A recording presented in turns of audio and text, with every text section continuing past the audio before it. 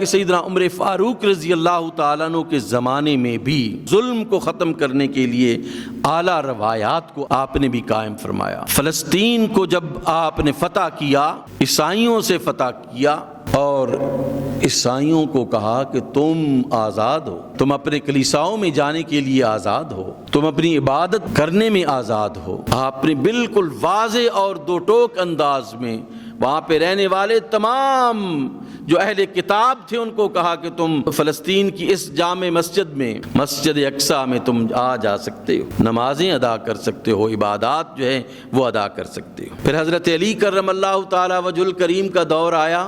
آپ کی تو شان یہ ہے کہ حق ہمیشہ علی کے ساتھ رہا۔ اللہ کے رسول نے فرمایا علی حق کے ساتھ ہے اور حق علی کے ساتھ ہے۔ آپ کے شدت انصاف کی وجہ سے ایک غیر مسلم مفکر کہتا ہے کہ علی کو تو شہید ہی اس لیے کیا گیا کہ آپ انصاف میں نہایت سخت تھے۔ آپ کی زندگی کا ایک لمحہ بھی عدل و انصاف کے بغیر جو ہے وہ نہیں رہا۔ آپ نے ہمیشہ انصاف کو مد نظر رکھا۔ آپ کی پوری زندگی، آپ کے خلفاء کی زندگی ہمیں یہی بتاتی ہے کہ اسلام تلوار اور تقوی کا امتزاج ہے، لیکن جنگ کسی سے کرنی ہے تو اللہ اور اس کے رسول نے جو قوانین اور ضابطے دیے ہیں ان کے مطابق کرنی ہے، اور اگر ان کے مطابق نہیں کرو گے تو تم اللہ اور اس کے رسول کے نافرمان جو ہے وہ متصور کیے جاؤ گے۔ طاقت ضرور استعمال کریں، لیکن طاقت کو اللہ کے قوانین کے تابع ہونا چاہیے،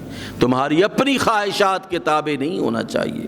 غلبہ حاصل کرو، لیکن ایسا غلبہ حاصل کرو جو اللہ اور اس کے رسول کو پسند ہو، کہ تکبر تم نہ کرو۔ تم نے اگر فتح حاصل کر لی ہے تو پھر اس فتح میں تمہیں تکبر نہیں آنا چاہیے کہ تکبر صرف اللہ کی ذات کو زیبا ہے۔ انسان کو یہ جرت نہیں ہونی چاہیے کہ اس کی زمین پر جو ہے وہ اپنے آپ کو متکبرانہ انداز میں چلے۔ البتہ جب دشمن کے مقابلے میں دشمن ذرا تکڑا ہو تو پھر اس کے مقابلے میں تھوڑا سا تکبر کرنا اللہ نے اس کی اجازت دی ہے۔ جس وقت فتح مکہ ہوئی تو رسول اللہ صلی اللہ علیہ وآلہ وسلم نے اپنے مجاہدین کو ارشاد فرمایا کہ ذرا حرم میں جب داخل ہو تو سینے چوڑے کر کے داخل ہو۔ ان مشرکین کو پتا چلے کہ ان لوگوں کو ہم نے مجبور کر کے مکے سے نکالا تھا، آج اللہ نے ان کو فتح و نصرت عطا فرما دی۔ تو بڑے فاخرانہ انداز میں مجاہدین فتح مکہ کے دور کے بعد جب حرم میں داخل ہوئے تو آپ صلی اللہ علیہ وآلہ وسلم نے